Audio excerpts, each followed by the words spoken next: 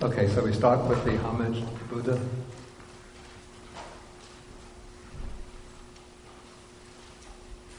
Namo tassa bhagavato arahato samma sambuddhassa. Namo tassa bhagavato arahato samma sambuddhassa. Namo tassa bhagavato arahato Samma Sambuddhassa. Okay, good morning, everybody.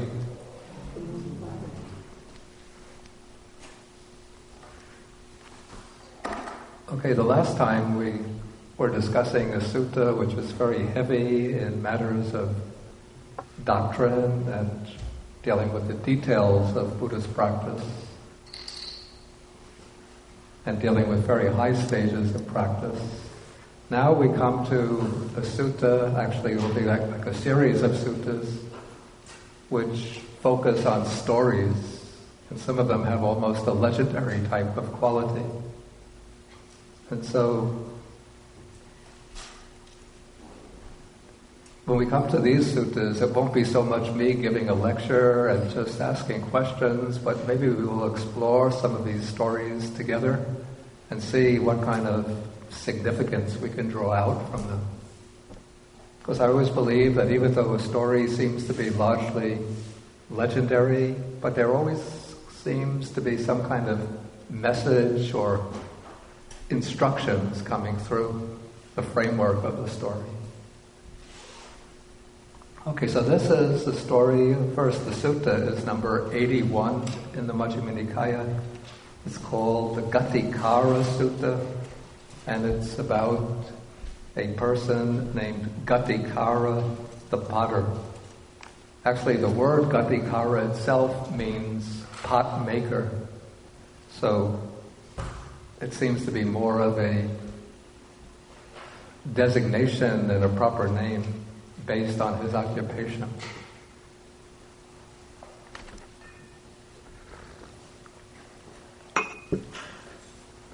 Okay, so the sutta begins when the Buddha has been wandering among the Kosalans together with a large community of monks. Okay, and then it's said that the Buddha left the main road and probably went off a little bit on the side road, and at a certain place he smiled. And so when the Buddha smiles like this, it seems to be inviting a question from his disciples. So when Ananda saw the Buddha smile, then it occurred to the Venerable Ananda. He thought, what is the reason for the Blessed One to smile? And then this is interesting. He says, Tathagatas do not smile for no reason. Why do I say that this sentence seems interesting and a little bit intriguing?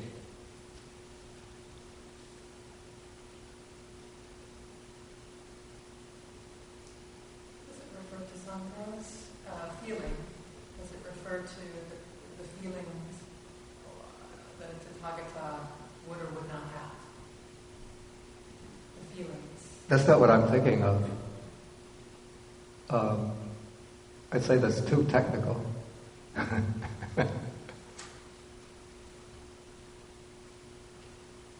Read the sentence again. Okay, first it says, what is the reason, what is the cause for the Blessed One's smile? Tathagatas do not smile for no reason.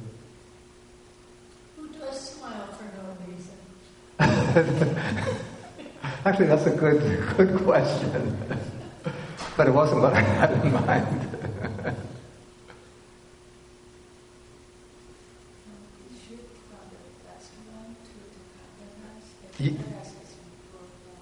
Exactly.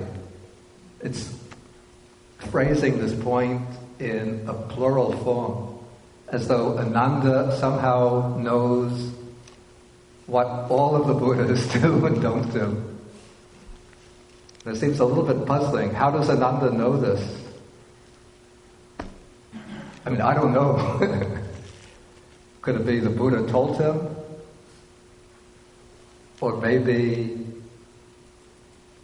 Ananda is just drawing an inference. But anyway, I don't have a definite answer. Unless one of you do. If you do, speak up.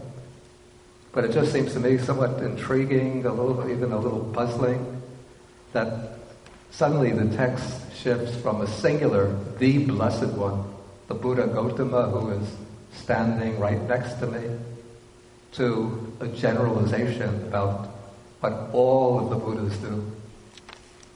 Of course, Ananda might know this from the point that Barbara made. Nobody smiles without a reason. But probably, maybe the point that Ananda's statement is trying to convey is that the Buddha wants to convey some point, so he's smiling in this way, not just through purely natural, just as a spontaneous reaction to some situation, but because he wants to provoke in us a question to ask about the smile. Okay, so then, when Ananda thinks in this way, then he politely puts his hands in the Anjali position, and he asks the Buddha, again, he just expresses his thoughts, again moving from the singular to the plural. Okay, so then the Buddha, now he's going to begin the story. At least he's going to introduce the subject of the story. Okay, so the Buddha says, once Ananda, in this place, it's probably now a deserted field or open field, but the Buddha says, in this very place there was a prosperous and market town called Vebalinga, with many inhabitants and crowded with people. And now the Blessed One, it's the Buddha Kassapa, who is accomplished, it's Arahat, and fully enlightened, the Sammasambuddha, lived near the market town Vebalinga, and it was here that the Blessed One, Kassapa, had his monastery, and it was right here that he sat and advised the Sangha of bhikkhus. So right in this very spot, this Buddha Kassapa had a monastery, and it was right in this spot that he used to sit when he would give discourses to the monks. Okay, who is the Blessed One Kassapa, the Buddha Kassapa? Anybody know? Excuse me? A Buddha preceding Gautama? Exactly. Yeah, he was the Buddha immediately preceding Gautama Buddha. According to the early Buddhist texts, well, let's say the early Buddhist text mentioned 7 Buddhas, or 6.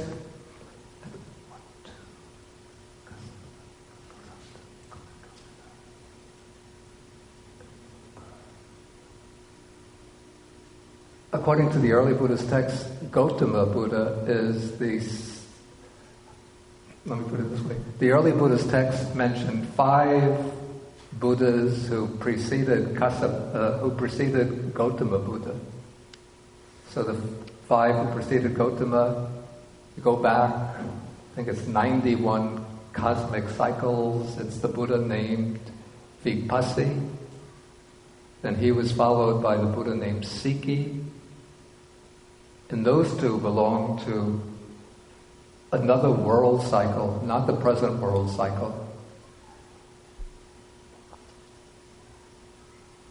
Then, in this present world cycle, we have the Buddha Kakusanda, Konagamana, Kassapa, and then Gautama.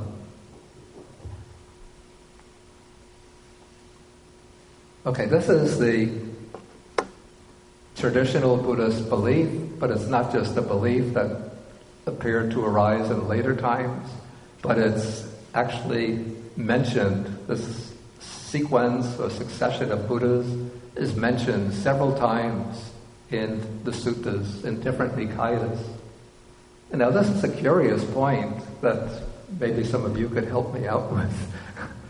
Okay, we have, through the work of historians, archaeologists, paleontologists, geologists,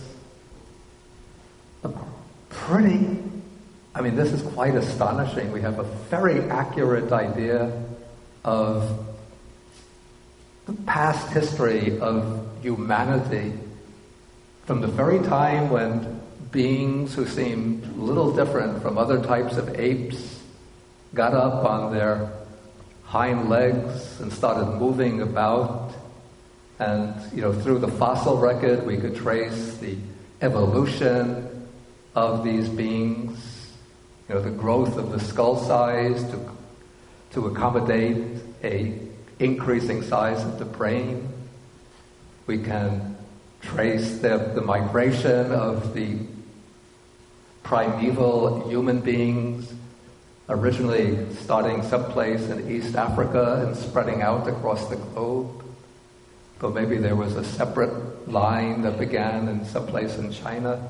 I'm not sure what the latest findings are. And then we have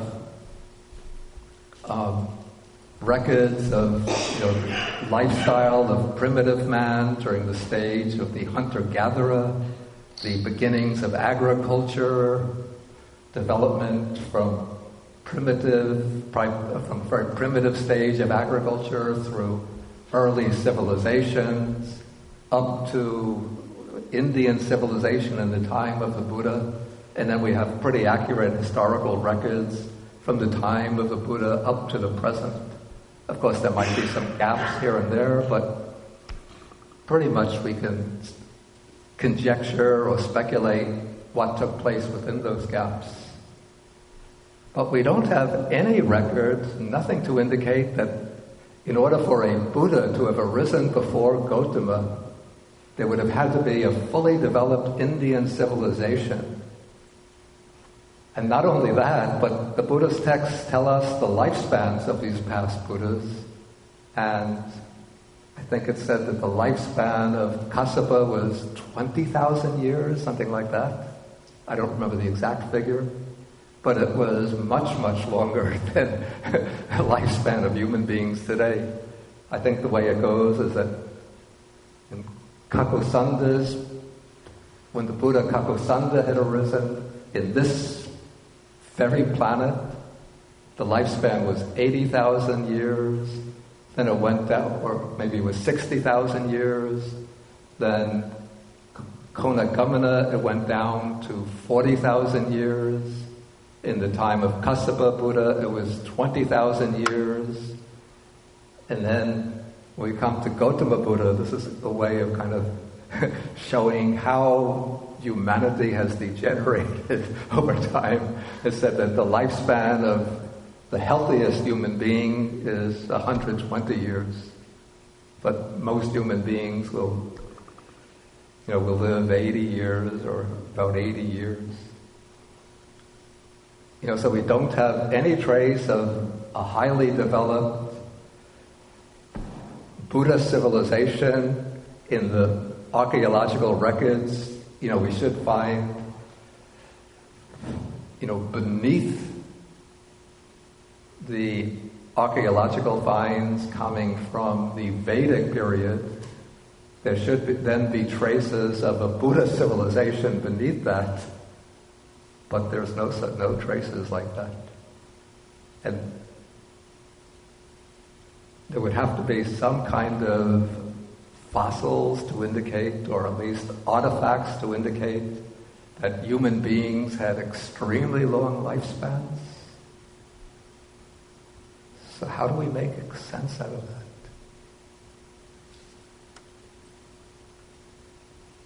Please feel free to say anything. Okay, well, it's a big question, but I'll say That first, just quoting from Dr. Ian Stevenson at University of Virginia, he studies. They have a division of perceptual studies, formerly the division of personality studies, and as you know, they've studied memories of previous lives of young children, very accurate memories. So that field's called parapsychology, and while that has had maybe solid understanding in other parts of the world thousands of years ago in our culture, it's just coming into play as evidence. Ian Stevenson's very clear. Mathematics is the only field with proof. Everything else is a question of evidence. And so it's just looking in the past 50 years and seeing these little children who have crystal clear memories of specific people, specific products, specific machinery. Such a short window that the meditative practice begins to introduce to one's own mind. Begins to introduce to one's own mind a realm of infinite consciousness, in which case that exposure is clear infinity in infinity. Every single thing that can possibly be imagined and not has existed, exists. Finding the evidence, in other words, just tracking back through little children, one life. That's so small. Within our time, within our life. So the idea of tracking back through other planets. That's no problem. And even looking at Julian Barber's work in Physics Without Time, and looking at other physicists who are attempting to remove time and rework all the equations, I think it comes to sometimes a point of how can a human being not be deluded with this lifespan view of things, which can be very difficult to transition to an infinite view of things. Does that make any sense? That makes sense in itself, but I don't see how it addresses this particular problem. That how do we account for the lack of any kind of archaeological evidence for a fully developed Buddhist civilization on this planet? But Ghatikara, he speaks of going everything back to four elements. Where does the Buddha go? Where does the Tathagata go? And he speaks of the four elements. Yes. So, and we talk about. I won't keep an eye on that, but this expansion, collapse, expansion. That is mentioned in the text. So reduced back to four elements. Then it will coming out volitional activity coming out of those four elements and collapsing back into. I don't see why in infinity this exact planet has not existed infinite times, with different cultures, different Buddhas, different President Obama. That seems a bit speculative to me. Because let me ask this question. Okay. Cause and effect, if there's no original cause, if it's just cause and effect, does that not say everything exists? Everything. Does that not say what infinity is when cause and effect, First, I don't think it would mean that everything that exists, but this is getting a little off track, but it doesn't mean that everything that exists now has existed over and over again in the past. That would be more like with Nietzsche's theory of the eternal recurrence. Not identical. Each time. And it doesn't mean that everything that's possible has already existed. I don't see that as... I guess I'm not also saying that. Because the sutta is saying in this exact spot. So, it's certainly conceivable the universe, this world system, is expanding, contracting, and each time it goes through the stage of expansion and development, then it's quite possible that beings, at least on some planets, beings like humans will arise, and amongst the humans, Buddhas will arise. So the idea of, past Buddhas or even Buddhas presently existing now on other worlds, in other world systems is quite not problematic at all in my view. But what seems to be problematic is saying that in this spot, that's on this earth, right there in India, another Buddha existed who had his monastery and taught the monks. David, did you have something? And take the microphone so that the sound gets amplified. I don't really want to take this in. It's on. I don't take this in a different direction, but I wanted to ask the question: why is it necessary to take this literally? Yeah. That's the other thing. I mean, that would, sort of sidestep the issue and look at it perhaps in a more possible means. Yeah, I would be inclined not to take it so literally. But I was just thinking maybe somebody else had some suggestion to sort of defend the literalist interpretation. Did Barbara, you want to say something? Take the microphone. That would be my take on it too. But having been in India at the beginning of the year, I was quite impressed how much archaeology has not been done.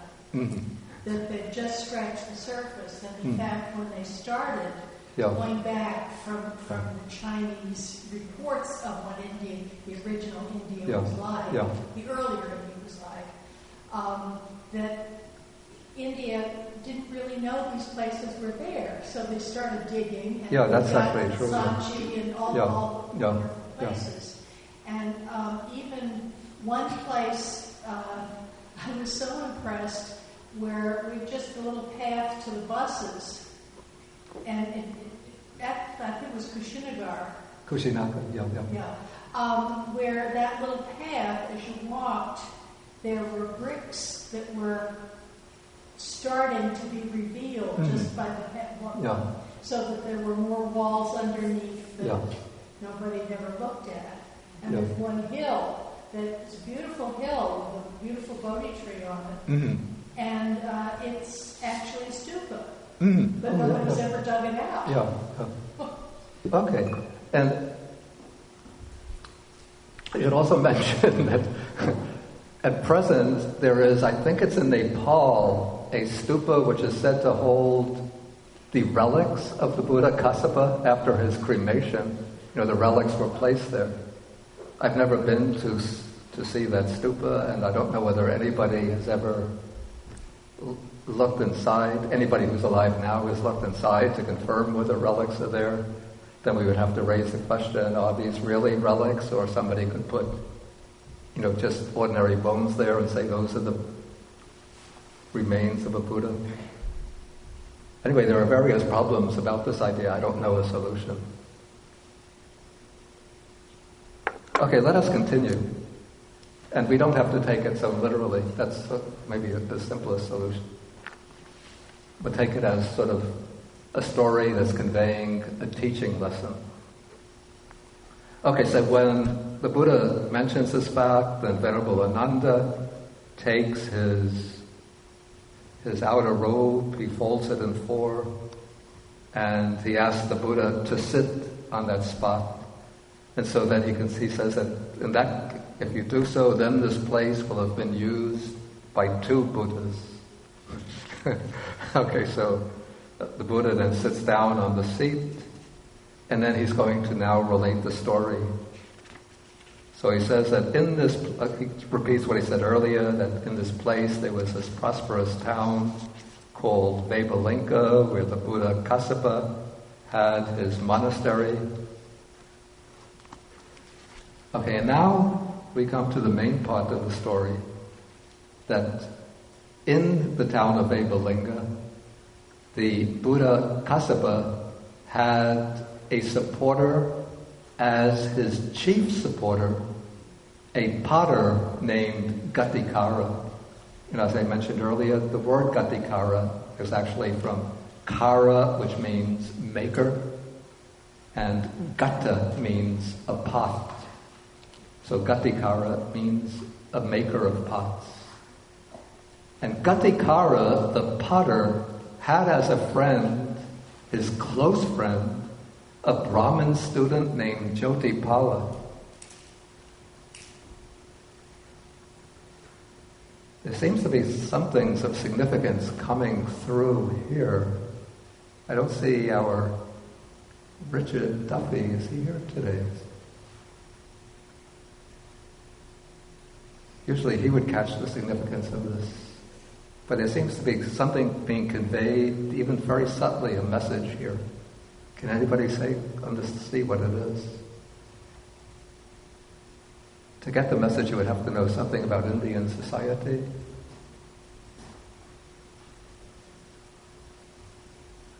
You don't have any people in Indian society? Between different classes? Exactly. And the pot maker would be considered, it's like a working class, and the Brahmin is like, the religious elite. And not only that there's a friendship between Ghatikara, the potter, from a low-caste family, and the Brahmin student, the young Brahmin named Jyotipala. But if somebody knows anything about Indian society or Indian names, they would know that the name Kassapa, or in Sanskrit Kashyapa, is a Brahmin name. And so the Buddha, who is, in this case, not Gautama Buddha, who is from the Kshatriya clan, but the Buddha Kassapa, who's originally from the Brahmin clan, he has as his chief supporter not somebody like our Buddha has as his chief supporter, Anathapindika, who's the equivalent of a banking executive, a wealthy financier. But he has his chief supporter is this, little dinky guy who's making pots for a living.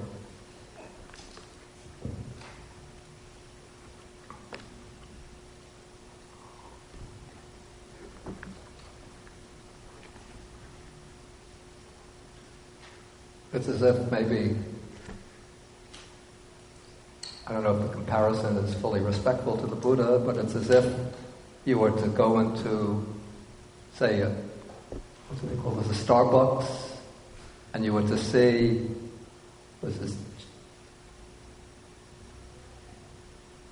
the chairman of Chase, of J.P. Morgan Chase, Jamie Dimon, sitting and having a cup of coffee with a taxi driver. And then you walk over and say, "Aren't you Jamie Dimon?" He says, "Oh, yes, and I want you to meet my best friend, Joe the taxi driver, or Joe the plumber." No, not that. I'm sorry. not that Joe the plumber. Maybe that got stuck, a mem stuck in my mind. Harry the plumber.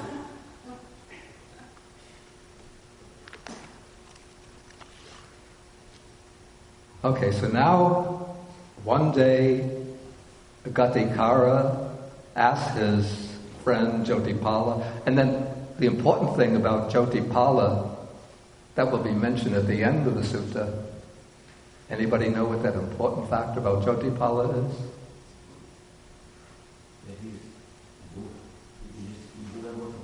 Exactly.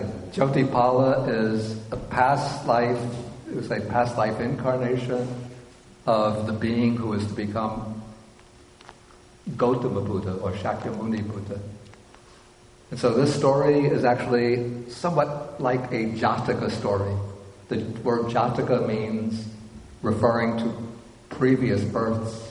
So this is the story of a past birth of Shakyamuni Buddha, referring to a time when he was a young Brahmin.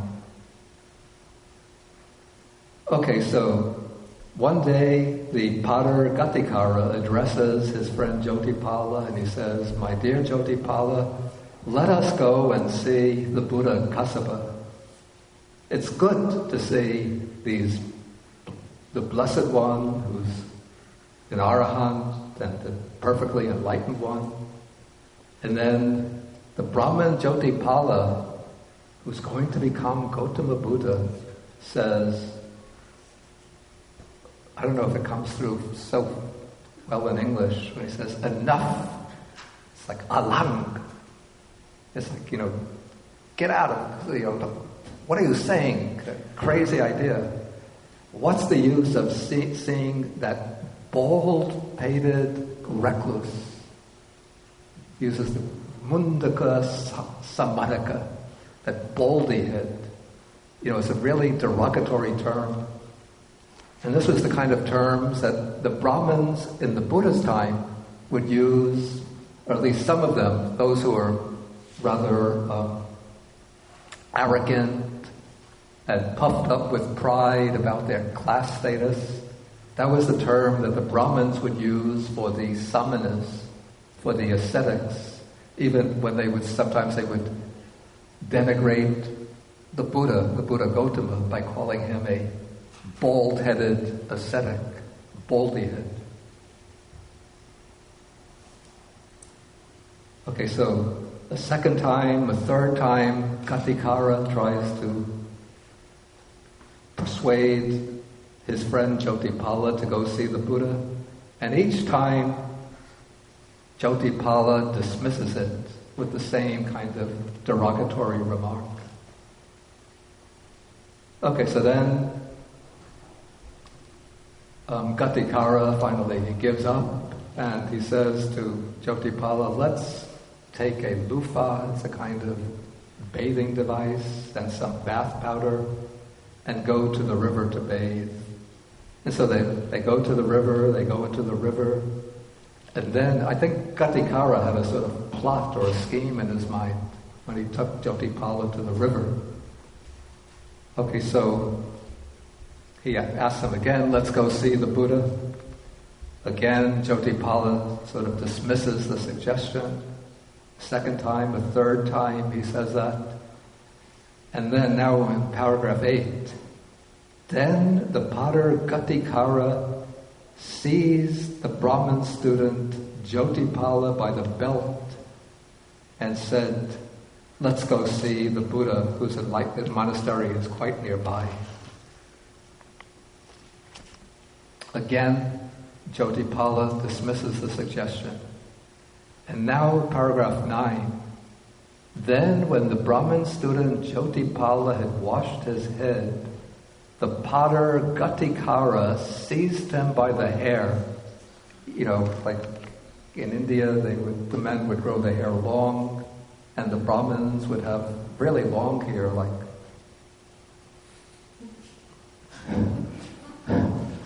I was going to say, I think you're the only one who has. You're the only one who has really long hair. All of you women have, even these two who are visiting, have much shorter hair than a Brahmin in India in the Buddha's time would have had. They would have the long hair, which they would wind up and then wind up into a kind of, what do they call this on the top of the head? Like a coil on the top of the head. Okay, so Ghatikara seizes him by the hair and says, let's go see the Buddha. Now there's a great significance in that. Again, it's something very culturally conditioned, so those of you who have been born and grown up in America might not get it. But what is that significance? He grabs him by the hair. I don't know if you have these conventions in Sri Lanka as well. Okay, the idea is that generally a low-class person shouldn't even touch an upper-class person. But for a low-class person to touch an upper-class person by the head or by the hair, it's like, if they were to apply the rules of the Veda, he would be in danger of getting stoned to death or getting beaten, severely beaten. But Ghatikara, he wants to show that he's so insistent that Jyotipala should go see the Buddha that he's even willing to violate this very, very dangerous class regulation in order to convince Jyotipala of his point. Probably he knows that Jyotipala is his friend, so Jyotipala won't do anything drastic to him. But if Ghatikara were to touch another Brahmin, who's not his friend, on the head, if Ghatikara were to touch another Brahmin on the head, he could be in for a severe beating. So that's why when Ghatikara does this, Jyotipala thinks it's wonderful, it's marvelous. Here the words actually in Pali, Acharya, Bhuta, they don't mean wonderful and marvelous the way we do when we are approving something as good. Like, if somebody gives me a very delicious cup of tea and they ask, how do you like this tea? I say, this is wonderful, this is marvelous. Not in that way, but it's more like in the sense like, this is amazing, this is astounding, this is really shocking. Maybe we could say, this is really shocking. That this Pada Ghatikara, who was of an inferior class, really the word birth here, it's jati, but it means class, should presume to grab me by the hair after we've washed our heads. So surely this can't be something simple, that there must be some really important reason that he's doing this. So finally, Jyotipala agrees and says, okay, my dear Ghatikara, you can let go of me, we'll go visit the Buddha. Okay, so they go visit the Buddha. Ghatikara pays homage to the Buddha, because Ghatikara is the disciple, and Jyotipala, who's still something of a proud Brahmin, exchanges greetings with him. He can't be rude to the Buddha and say, you're just a baldy-headed recluse. So he has to say, conform to conventions and say, how are you, sir? Are you keeping good health? Do you like this monastery, this area here? And so on. So then after they exchange greetings, the Buddha gives a discourse to the two young men. And at the end of the discourse, what a surprise. Okay, they get up from their seats and then they depart. And then Jyotipala asks Ghatikara, he says, now that you've heard the Dhamma, my dear Ghatikara, why don't you go forth from the home life into homelessness and become a monk? And then Ghatikara replies, he says, my friend Jyotipala, don't you know that I support my blind and aged parents? So apparently Ghatikara is the only son, or at least the only son who's still living with the parents, who hasn't gotten married and moved away. And so it falls to Ghatikara to support his old blind parents. And so now comes the big surprise, that when Ghatikara replies in this way, then Jyotipala, who is before so severely upbraiding and denigrating the Buddha, says, in that case, I'll go forth from the home life into homelessness. So we can imagine that even though Jyotipala had been denigrating the Buddha, speaking ill of him, this was probably because he had been born in the Brahmin class.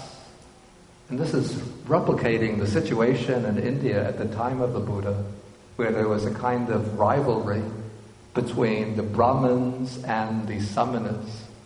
And the Brahmins, because they arrogated to themselves special privileges as being the ones who preserved the Vedas, the ones who performed the priestly ceremonies, the sacrifices,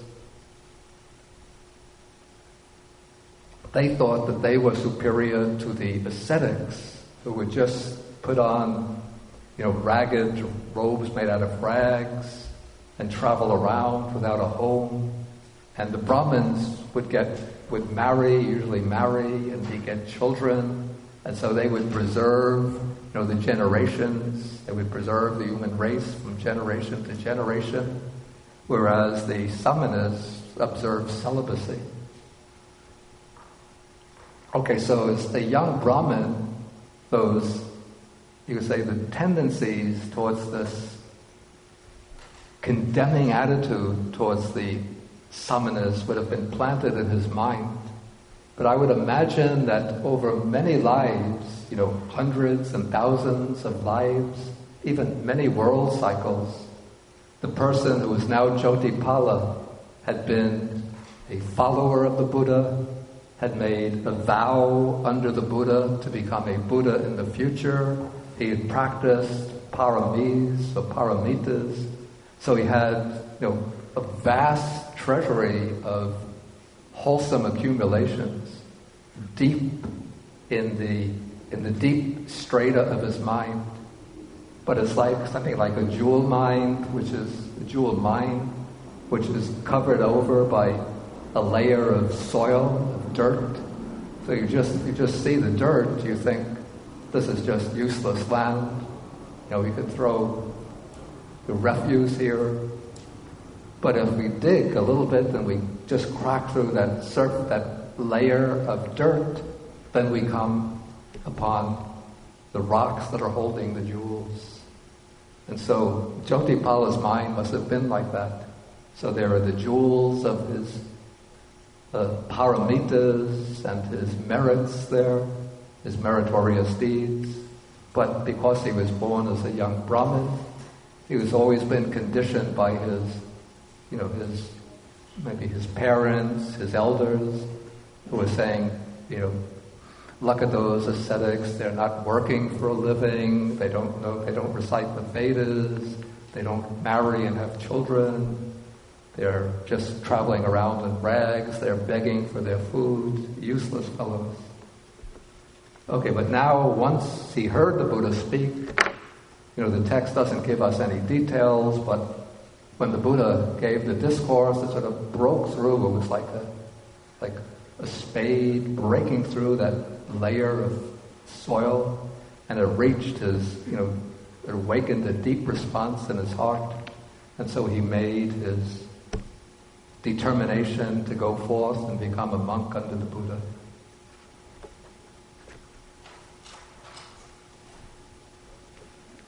Okay, so having made that decision, the two young friends go to the Buddha, and maybe Jyotipala is still a little shy, and so Ghatikara is the one who speaks to the Buddha and says, this is, again, my friend, the Brahmin student Jyotipala. He wants to go forth and become a monk. And so then the Buddha gave Jyotipala the going forth, and he gave him the full admission or full ordination into the Sangha. Okay, so then after 2 weeks go by, 2 weeks after the ordination, the Buddha, together with his community of monks, they leave Vaivalinga and they travel to Benares, which somehow conveniently happens to be there, 20,000 years before the time, at least 20,000 years before the time of Gautama Buddha. And so they eventually arrive at Benares, and then they go to live in the deer park at Isipatana. Again, I'd say it's wonderful, it's marvelous that all of these places from the Buddha Gautama's time also are present in the time of the Buddha Kassapa. Okay, now at that time the king of Kasi is the state, the Indian state of which Benares is the capital. Kasi would probably correspond largely to at least two parts, or say to the central part of Uttarakuru. Not Uttarakuru. Wow, this is terrible. I'm really getting old. There's Bihar, the state to the north and a little bit west of Bihar. It's the largest state in India, where Delhi is located.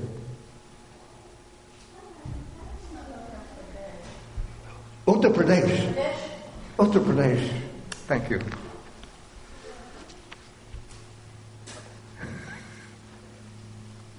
I didn't want to ask your age in public. Okay, so the king, Kiki, hears that the Buddha Kassapa has come to the deer park at Isipatana, and he goes to the Buddha, pays homage to him, exchanges greetings with him, hears a Dhamma discourse from him. And then paragraph 15,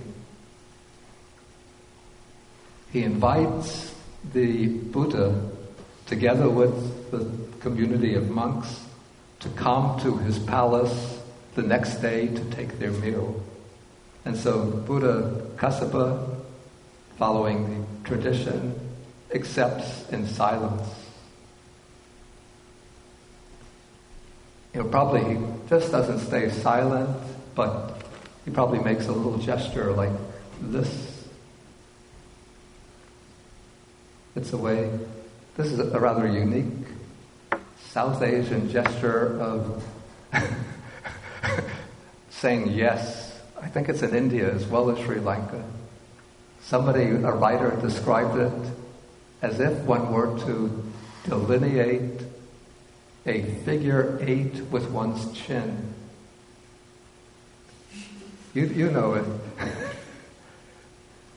In America, when we indicate yes, we go like this. But at least it's what I learned in Sri Lanka, and I think it's done in India. When people indicate yes, it's done something like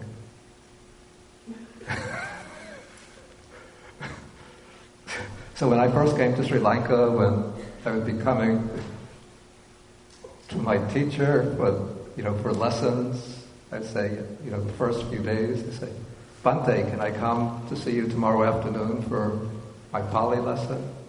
We'd go like this.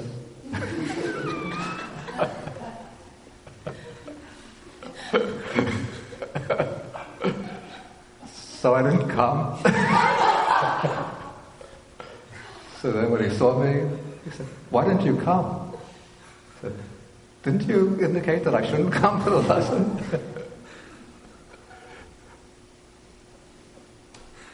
So he said, what made you think that? I said, when I asked you whether I should come, you went.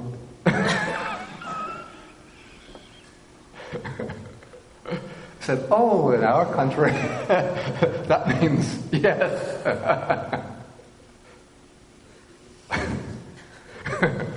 So one has to learn how things are indicated. So I think the Buddha probably, when the king invited him, would have gone like that. Okay, so then King Kiki, went back to the palace, and then he would order his kitchen even the night before, late at night, to start preparing for the next day's meal. And then they prepare very high-quality rice, and with various sauces and curries. And these are different curry dishes. And then when the morning comes, he informs the Buddha and the monks that the meal is ready. You can come to the palace. And so then the Buddha and all of the monks, they put on their full set of robes, and they go to the palace. And then they sit down at the seats that are offered.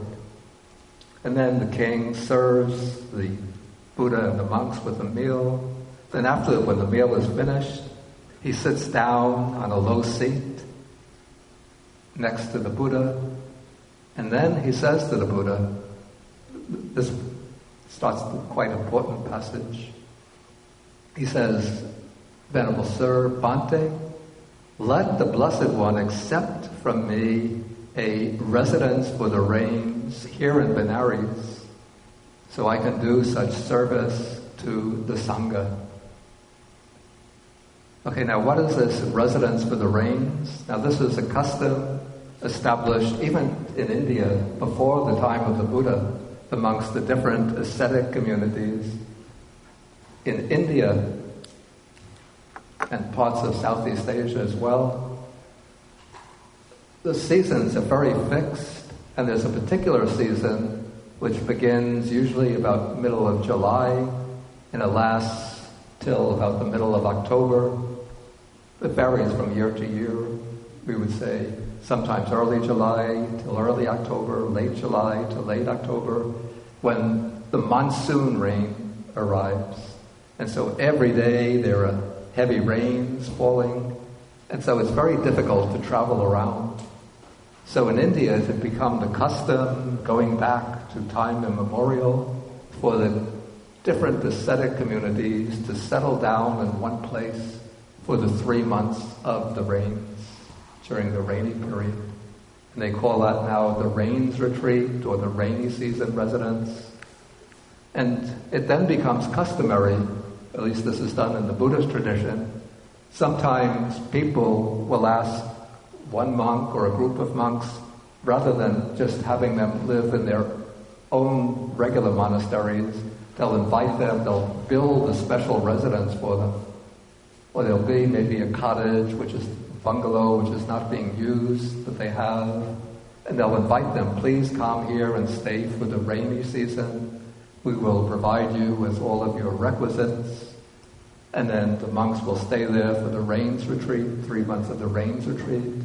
And the supporters will provide them with, their food each day and any other requisites that they need. And so the Buddha, when the Buddha established the Sangha, then he instituted this practice for the Buddhist monastics as well. And so now the king has this in mind when he invites the Buddha to stay at Benares for the rainy season. But the Buddha politely rejects this invitation from the king. He says, "Enough, king. I already have my residence for the rainy season. I've already made a pledge to observe the rainy season someplace else." The king probably thinks, well, I'm the really powerful, I'm the ruler of the land. Maybe the Buddha just has to be asked a few more times. So he asked him a second time, a third time, please come and stay here for the rains. But a second time, a third time, the Buddha refuses.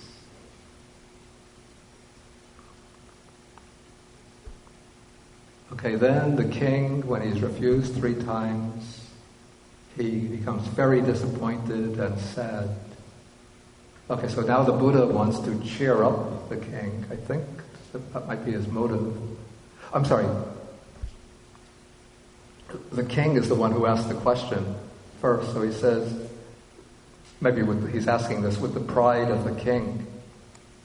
Since the king is thinking, there can't be anybody more powerful, wealthier, more generous than I am.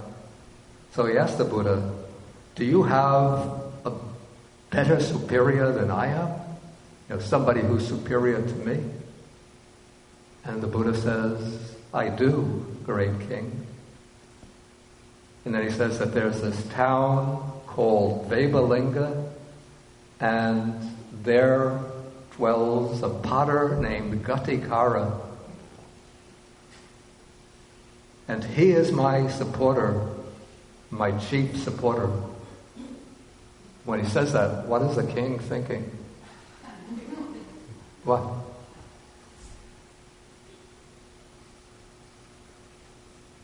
What might he be thinking?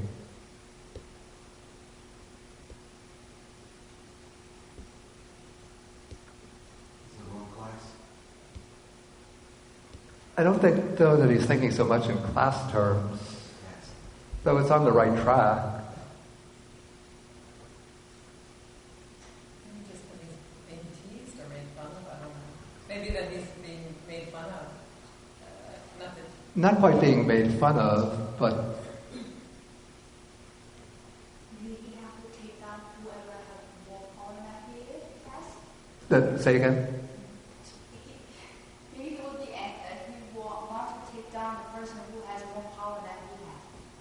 Yeah.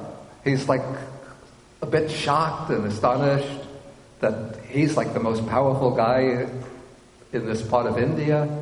And the Buddha says that his superior supporter, his chief supporter, is just this Harry the plumber or, Tom the taxi driver.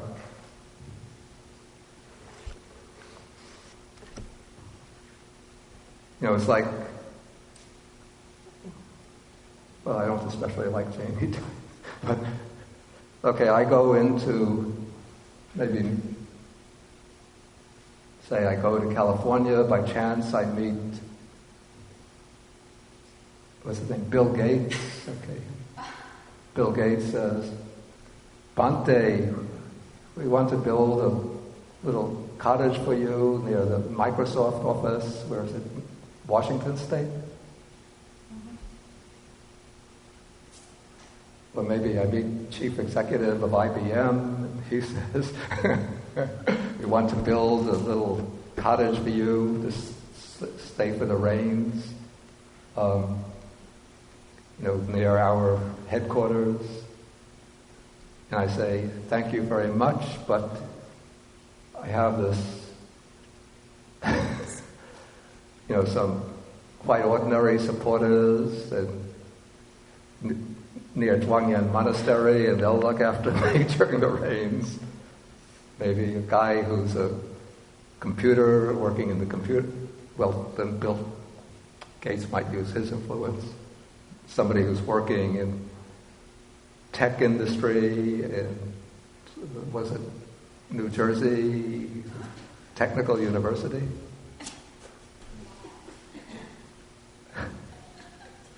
He says, what is that guy? I'm Bill Gates. I'm Jamie Dimon. Okay, but now the Buddha is going to explain.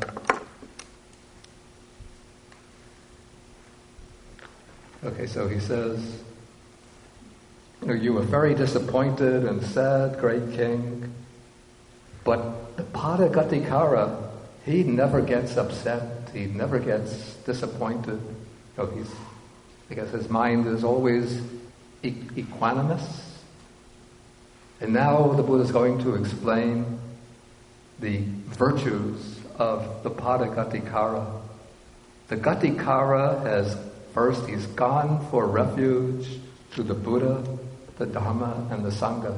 So apparently the king, we can infer, hasn't even gone for taking the refuges yet. But maybe the king has a generous temperament, and he likes to support ascetics, but he hasn't really specifically taken refuge in the Buddha yet. And then the Buddha Ghatikara is one who observes the 5 precepts. He abstains from killing, from stealing, sexual misconduct, from false speech, and from using intoxicants. Okay, so what is being indicated at this point?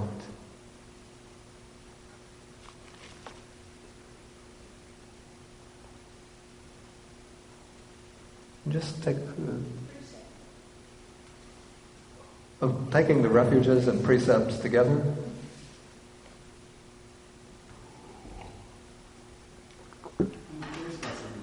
Wait. Maybe take the microphone.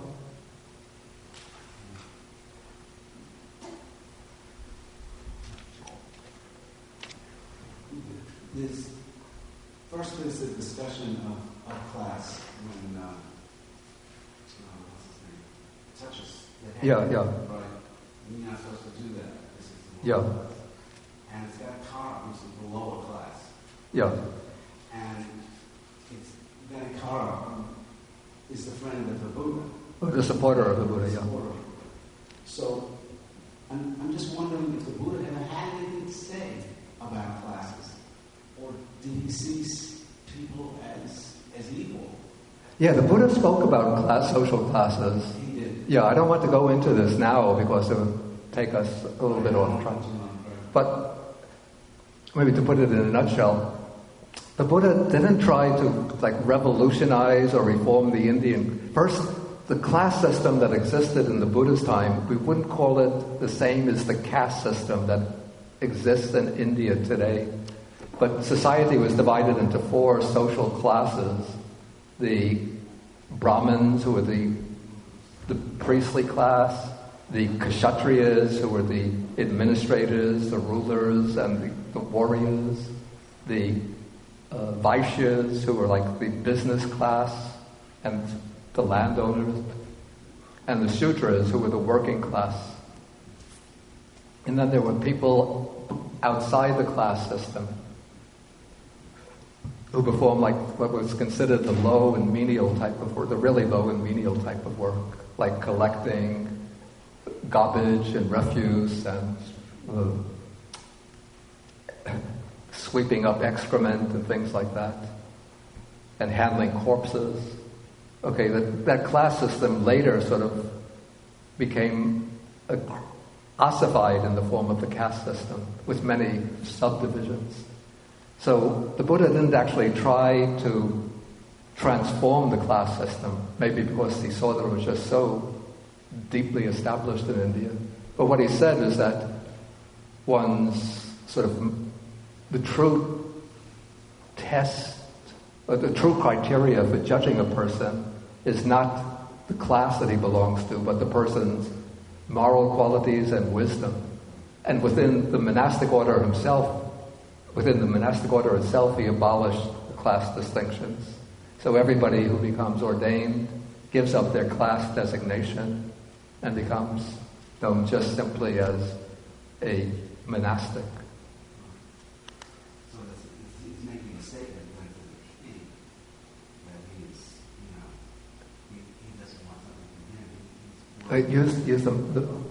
He's making a statement to the king about that as well. He's saying, well, I don't need this from you, I have this other person. Yeah. Even though this other person comes from this lower Yeah. I would say that is what's being indicated by the Buddha's first statement when he says that my chief supporter is the potter of Ghatikara. But now when the Buddha mentions the going for refuge and the 5 precepts, maybe I'll just say what this is. It's just, we say, the basic observances of a good lay Buddhist. So the first step, going for refuge. Second step, taking the 5 precepts. But now something stronger is going to be indicated by what comes next. He has unwavering confidence, that's unshakable confidence in the Buddha, the Dharma, and the Sangha. And he possesses the virtues loved by the noble ones. So something is being indicated here. One has to know a little bit the technical implications of unwavering confidence. Anybody know what that is? He had already abandoned doubts. Well, that's being indicated by the next. Okay, let's take these 2 together. He has unwavering confidence in the Buddha and so on, and he is free from doubt about suffering, about the origin of suffering, about the cessation of suffering, and about the way leading to the cessation of suffering. What does that indicate? At least stream enter. Okay, you're on the right track. At least the stream enterer. So it means that he's entered the stream of the Dhamma and he's bound for liberation. So he's a noble one, an Arya. But we'll see that he's not just a stream enterer. Okay, now comes some additional virtuous qualities that don't really fall neatly into any category. But basically they show that Ghatikara, even though he's living the home life, because he has to support his parents, but you could say he's in the home, he's living the life of a monk without ordination. He eats only 1 meal a day, and that would almost certainly be before the middle of the day. He observes celibacy, so he's celibate, and he's virtuous, of good character. So, eating only 1 meal a day, or only one part of the day in the forenoon, observing celibacy, those are qualities of the monk. He has laid aside gems and gold, given up gold and silver. Again, that's like a monastic precept. And he does not dig the ground for clay with a pick or with his own hands. As a potter, he would use the clay to make the pots.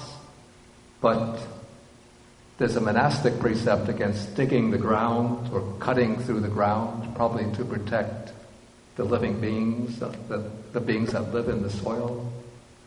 So Ghatikara doesn't even dig the ground, but to get the clay, he takes the soil that's broken off from riverbanks or that's thrown up by rats, and he uses that to make his pots.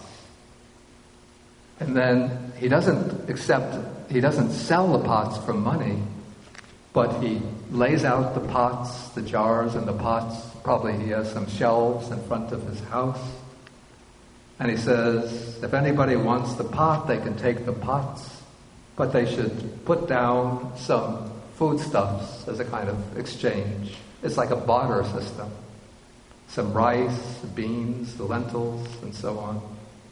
And then, like a good, devoted young man, very kind and helpful character, he supports his blind and aged parents. So all of these show how Ghatikara is a good character. And then comes the sort of, maybe the giveaway to his status. The Buddha says, having destroyed the 5 lower fetters, he is one who will reappear or be reborn spontaneously in the pure abodes and attain final nirvana, final liberation there, without ever coming back from that world. So from this we can know what is the status or level of Ghatikara.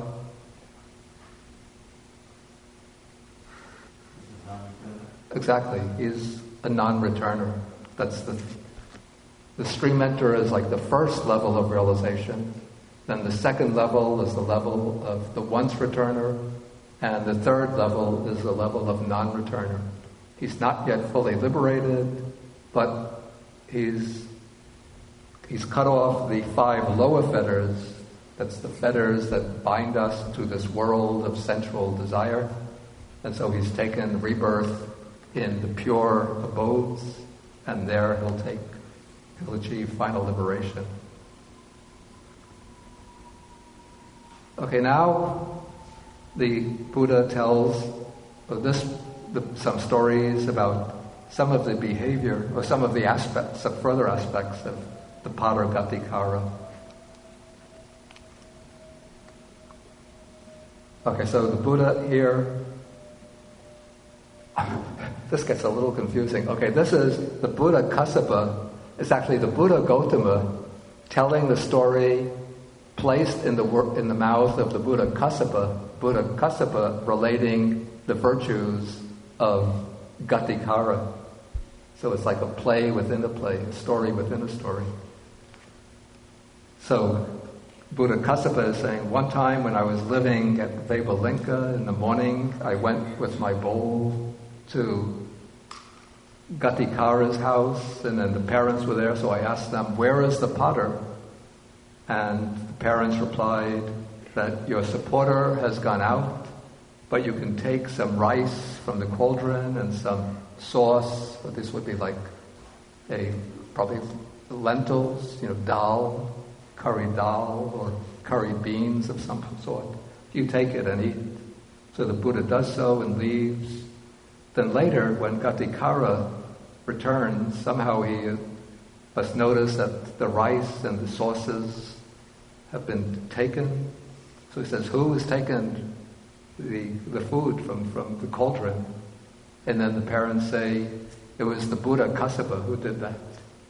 Then instead of Ghatikara getting angry and upset and thinking, but there's nothing left for me to eat, he thinks it's a gain for me. I'm so fortunate.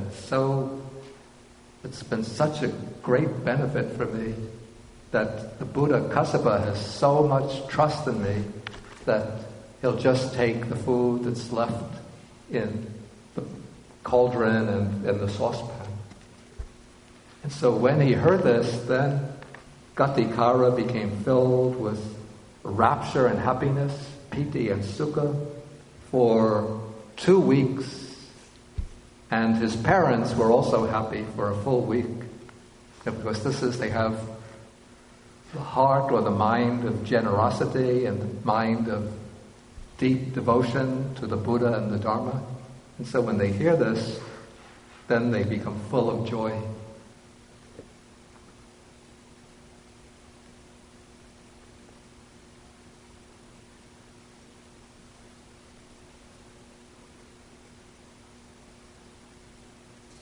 Okay, another time the same thing happens, except the food is the porridge rather than rice. And again, they become filled with joy and happiness. Okay, the third incident, one time the Buddha, apparently there was some grass thatching on his cottage, and it was probably wearing thin.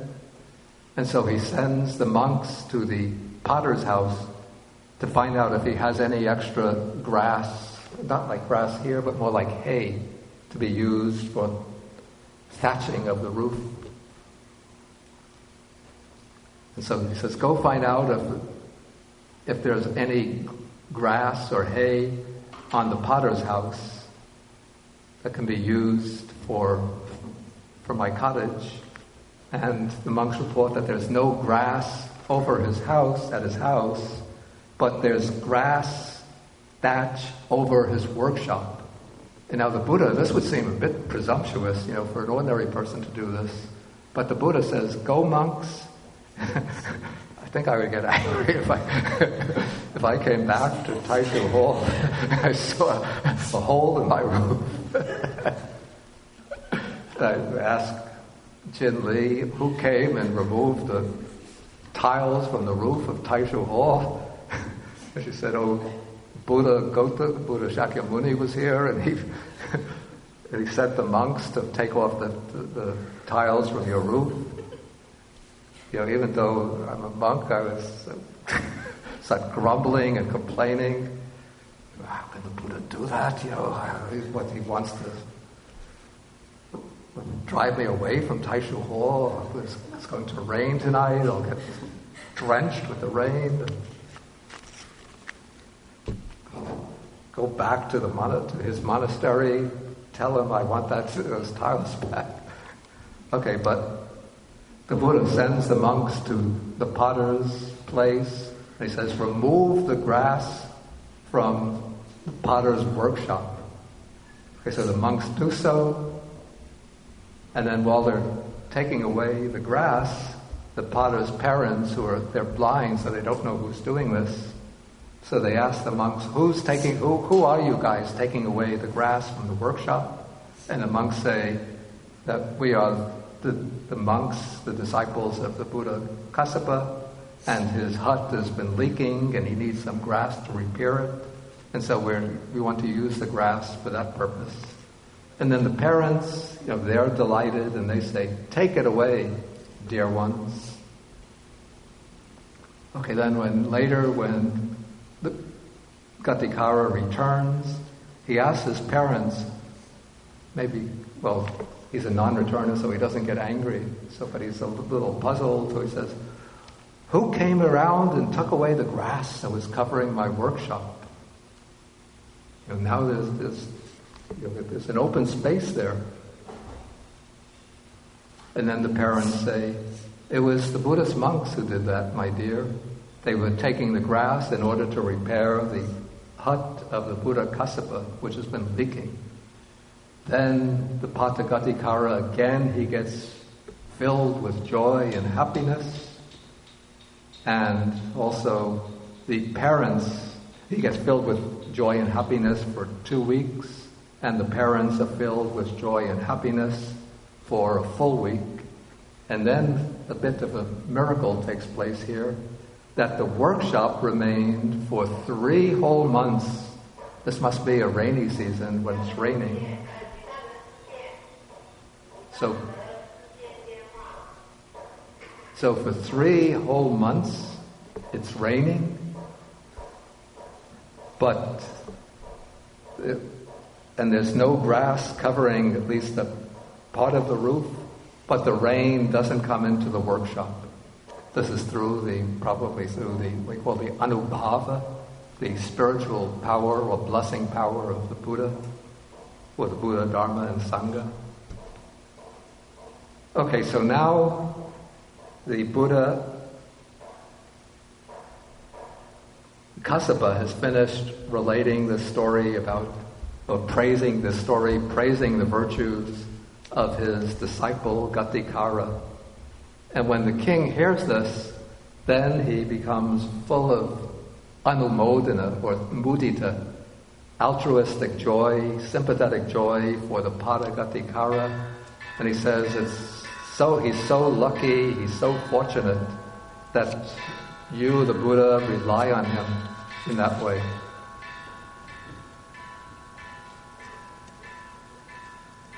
Okay, now what comes next, the sequel, the last part of the sutta, this is interesting.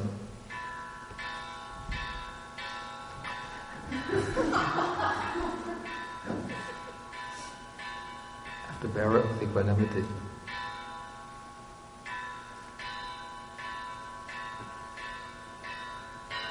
Don't you guys know I'm speaking about a sutta? Lecturing on the Dhamma?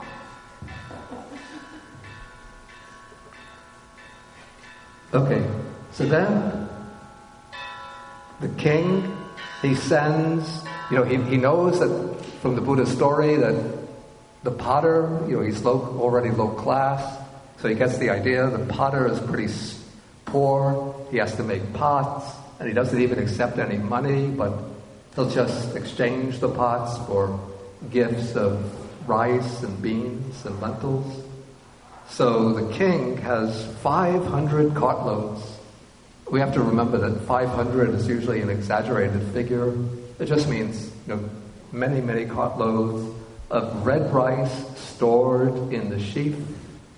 Apparently this is a kind of high-quality rice. And also with what's called sauce materials to go with it.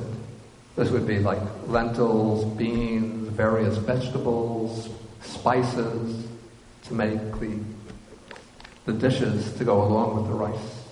Probably some fruits, things for making sweets, all sorts of food ingredients.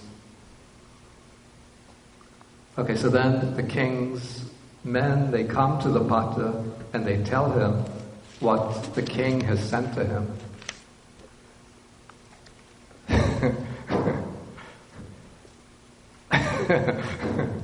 And then Ghatikara replies,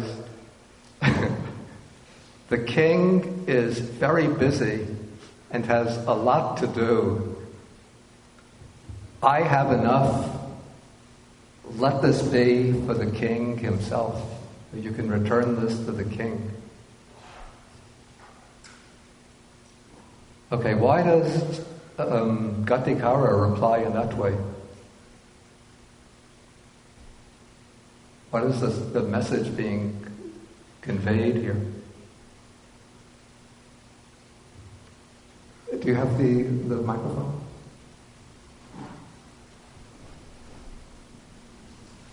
I think it's because he's content with the feeling that he has enough to support them. Yeah, okay, that's a very good idea, or a good suggestion, that Ghatikara is content. And we could say that, in a way, this is the Buddha giving a message through the example of Ghatikara to others. The message would be content. And don't be, overly obsessed with gaining excessive luxuries and all the riches and luxuries. And maybe there's another subtle message that's coming through.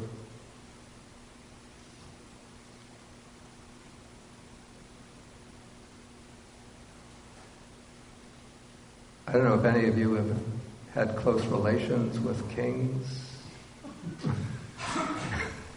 But if you use your imagination a little. I do have a supervisor gift usually come with strings attached. Okay, that's, yeah.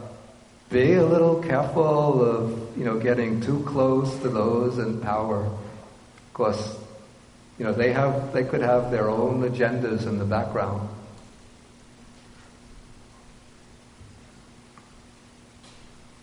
But Yeah. isn't the king sending these things for Kassapa and his monks? Yeah. No. He's not sending them for the... He's sending them because the potter... Ooh, I never thought of it in that way. No, I don't think that's the intention. Because if they were sent with that intention, I think that message would have been given to the potter. These are for the Buddha and the monks. You keep them in your cottage. Then the potter would have accepted them on behalf of the king. But you see that Ghatikara says, I have enough. So he's indicating that it's understood that the gift is for him. But I have to say also that there's another side to this. So I don't want people to misunderstand, to get the wrong impression.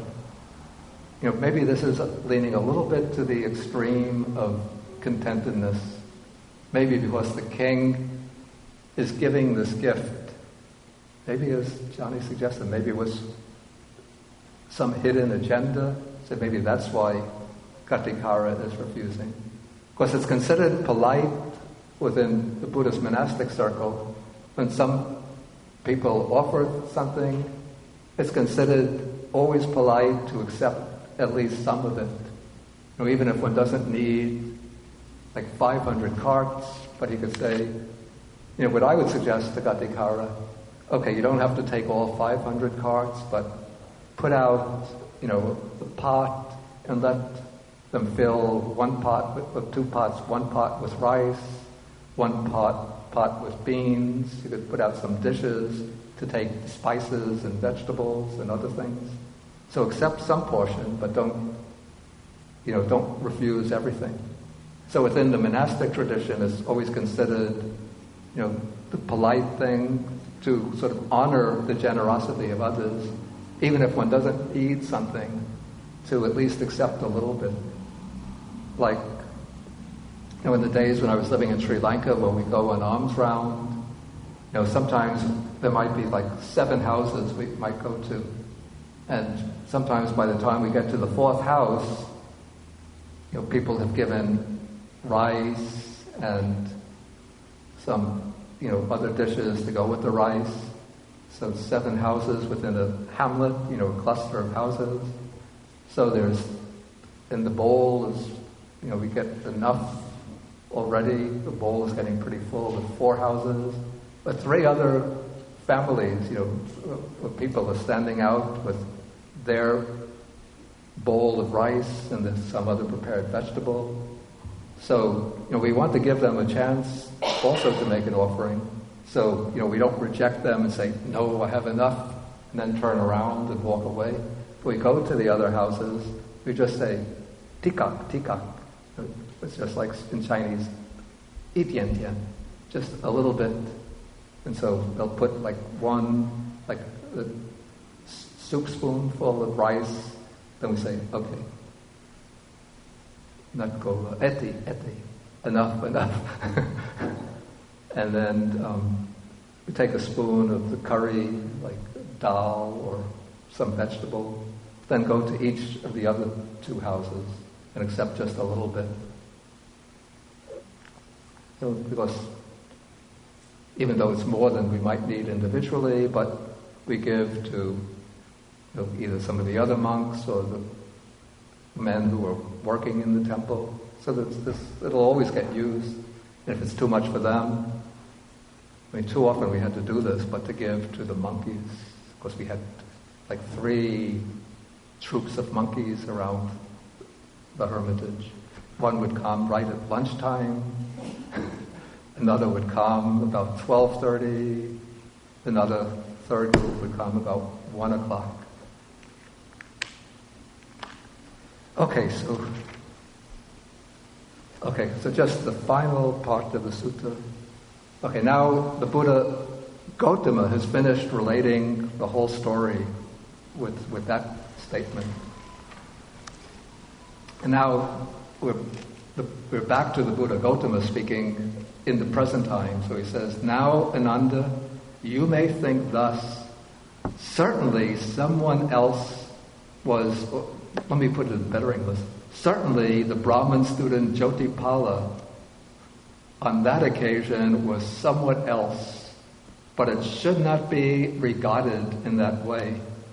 For I was the student, the Brahmin student Jyotipala on that occasion."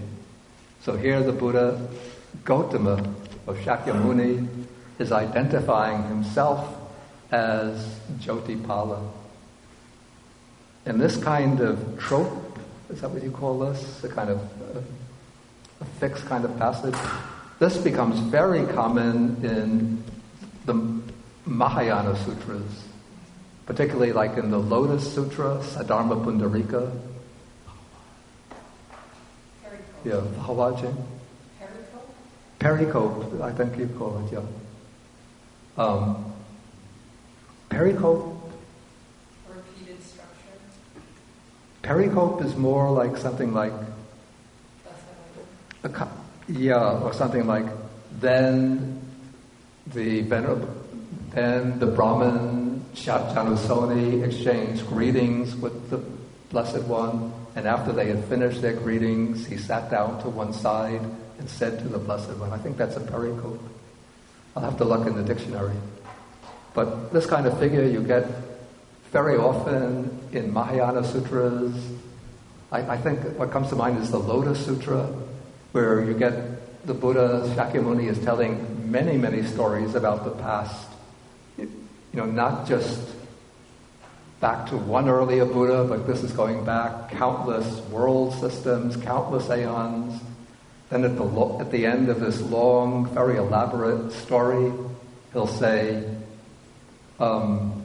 you may think that the king, fragrant light of the eternal sun, some elaborate name like that, was someone else on that occasion, but you should not regard it in that way. On that occasion, I was the king, fragrant light of the eternal sun.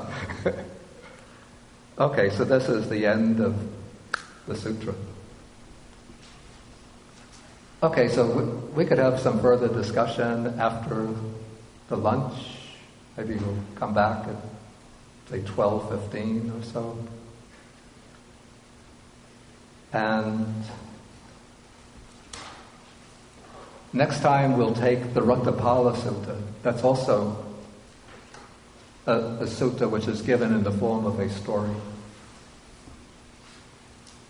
Okay, so we'll end now with the sharing of the merits and then break for the lunch.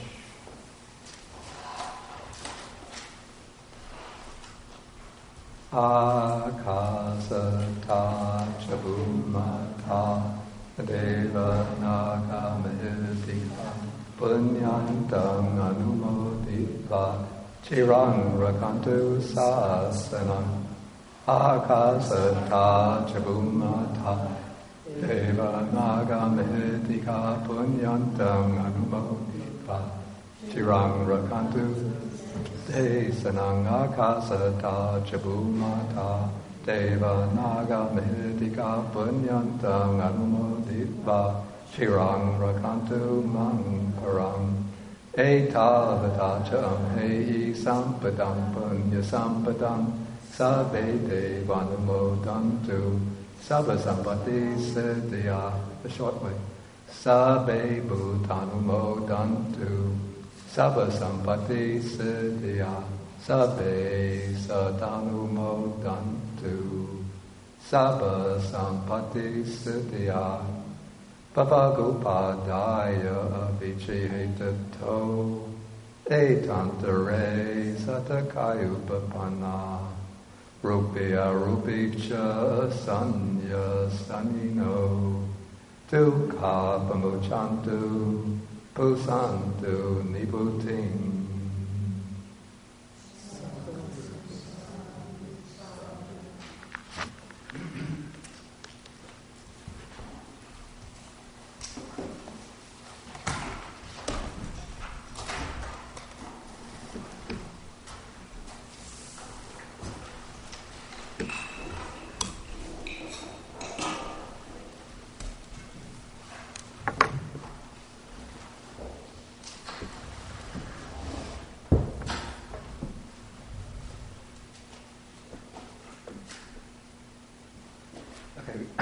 We do the 3 vows, the half vows to the Buddha.